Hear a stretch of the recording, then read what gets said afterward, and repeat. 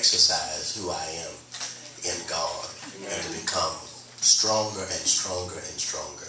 For those of you who miss the opportunities to actually talk to the Lord in a group setting, you miss a great, great event. To actually walk in the place where God can feed you until you want no more. Yes, God. But I understand, and I always have to calm myself down, because I cannot imagine the mindset, neither can I conceive the mind of those who do not want God. I never can understand people saying that I have enough of God. I never can understand, as much as he has afforded us to walk in, and so much greatness that he has given unto us, and his favor and his mercy that he shares with us every day. Yes. I can't help but to get into the place and say, God, I want more. Yes.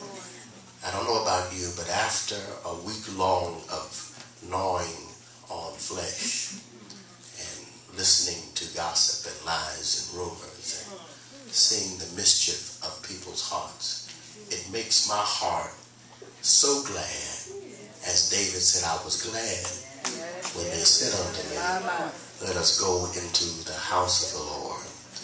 I don't know about you, but that house is my permanent habitation. I'm not going to move out of that place at all. I found a secret in him, and it is mysterious to me.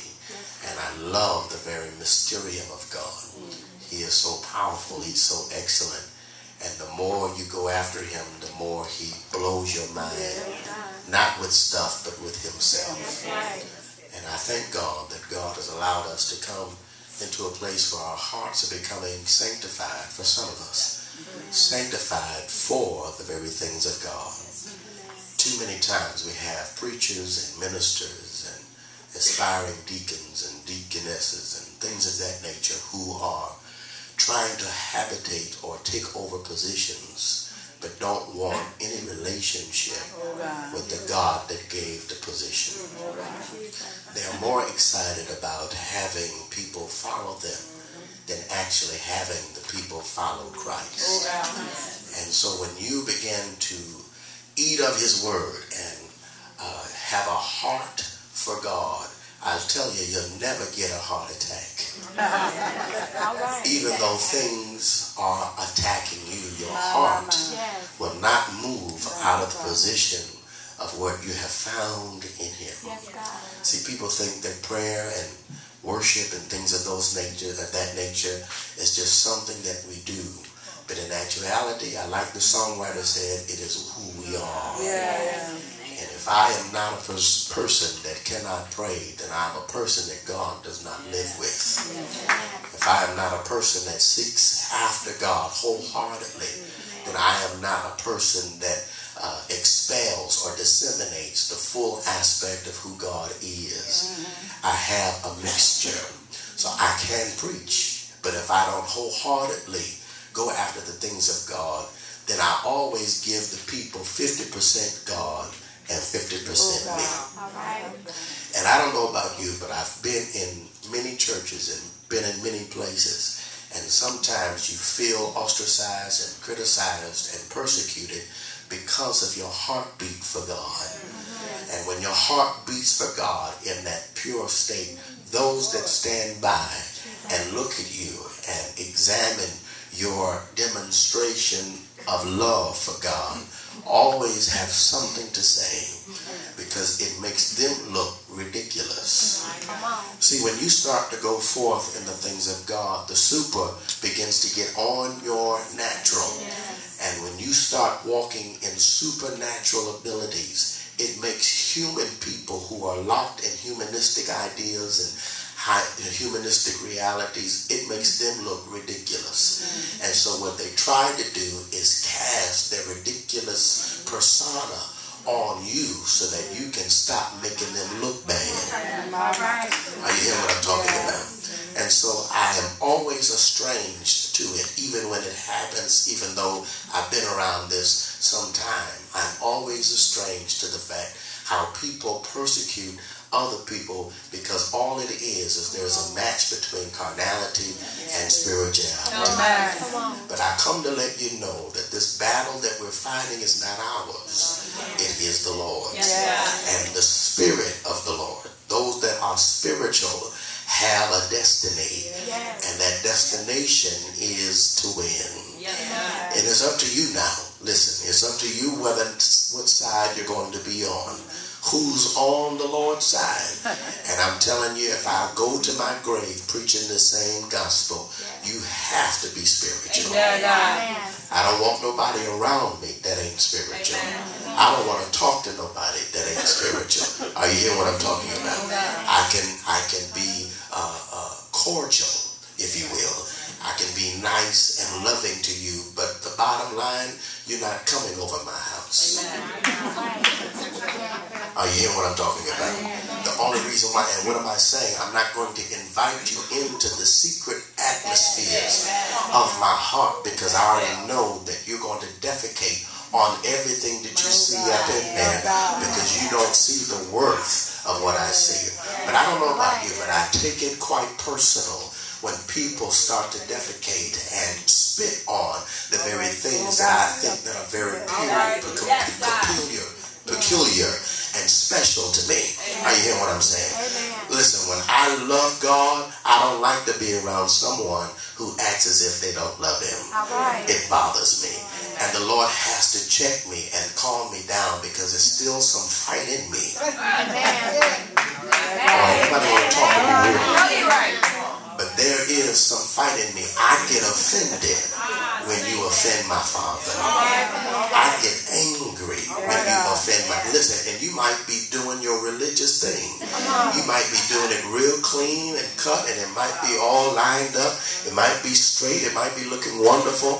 But the bottom line is, sounds like this battery is going out. The bottom line is that I can't stand somebody that does not love God. And y'all gonna pray for me? Because I have a hard time with that. I do. I really do. When people are walking around and they mistreat God in their religion. Are y'all hearing what I'm talking about?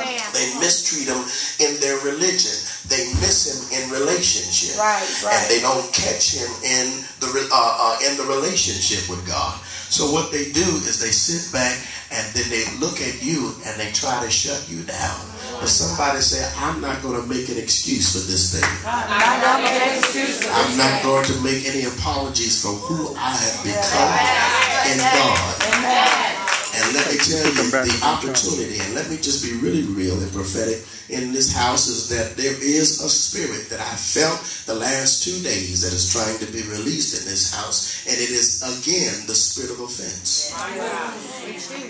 People are trying to get offended over nothing. Come on, you don't have a right to be mad. Just like you don't have a right to be arrogant. Because you have nothing to brag or boast about. So in reality, what we need to do is to sit our little selves down, so that the Spirit of the Lord can stand up on the inside of us. The Holy Ghost shows me that even now that there is a great bank between those that are spiritual and those that are carnal. So we thought that you was just preaching a nice little cute little message about walking out into the depths of God and walking on water and being obedient to the things of God and receiving the supernatural. Everybody is not going to hear and obey. And what's happening now is that there are some that are moving into the depths of God, and there are some that are staying on the shores, and those that are on the shores are getting offended. Oh, ain't nobody talking to me. Now don't get mad at me because I heard deep calling unto deep. Don't get frustrated with me because now I'm about to be who I really am. And I thank God that I've been listening and I can't see, because that's why I can't invite nobody to my house, because I get spirituality from carnality, because it's just the way my mind is. And so all this week in the backdrop of my mind, I've been singing the song, I want to thank you for letting me be myself. All right. You ought to listen to that song All right. in your spiritual state, and I dare you, you don't kick up no carnal dust. But I just want to thank you. Oh, don't nobody hear me. Oh, I know people hate on this little preacher. Ain't did nothing to nobody to preach the gospel. But I know that there are some people that get offended because I want to walk in the obedience of Christ. And now we cannot think it strange now. I understand the persecution, because the persecution is simply because I want to be spiritual. And there are some crabs in the barrel that wants to sit back and say, how dare you make us look bad? After all, we've been doing this for 30 and 40 years. Who am I talking to in this place? There are some things that God is going to afford you and cause you to walk in that's going to, completely irritate and cause the enemy to be irate concerning what God is going to give you the privilege to walk in. If you hear and obey. Somebody say, I want to obey him. See, I know some of y'all may be sitting around waiting for the hoop. If the hoop never comes, let me tell you, there is an opportunity. There is a still small voice that we can hear resonating within the depths of our being, calling us, it's okay, it's calling us into the depths of what God is doing and saying. Are you hearing me? There's a church out on the water. There's a congregation out on the water, and I gotta leave here. I dare you to reach over and touch your neighbor and say, neighbor, I want you to come with me. But if you stay carnal, I have no choice but to leave. Come on, give God some praise.